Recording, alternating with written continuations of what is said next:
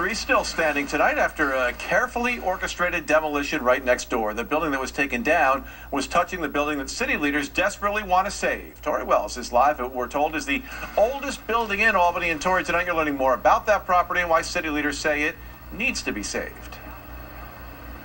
That's right. First, though, I do want to show you the pile of debris that's under that tarp there. That's the building that was taken down today. And this demolition may be the first time many people notice this building that's still standing. The Historic Albany Foundation told me it has actively been working to raise money and restore this. And tonight, through this high-profile scene, the group is hoping to inspire other people to help with that mission.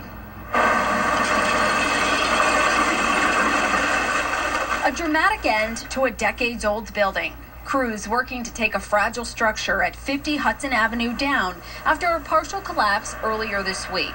A process made more complicated as they work to save 48 Hudson right next door.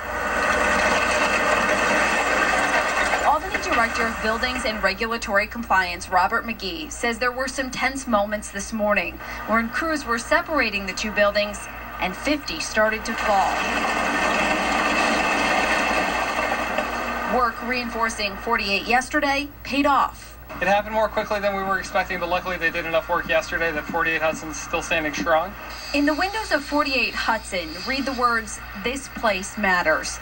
There's still some issues. Historic Albany Foundation Executive Director Susan Holland says that's a national Twitter campaign the National Trust for Historic Preservation has underway. This building on their radar. So I think a lot more people are paying attention to it.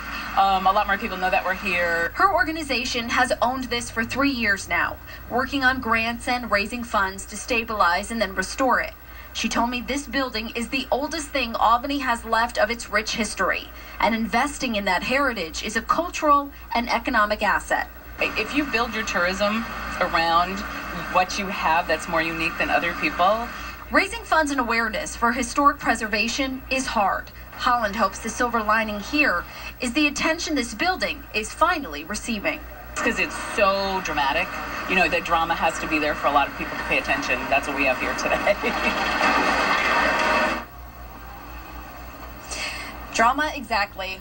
Well, live back here in Albany, Holland said there are several ideas that they're working through right now about exactly how to use this building once it is restored. But she did say it's part of a larger plan to focus on Albany's history.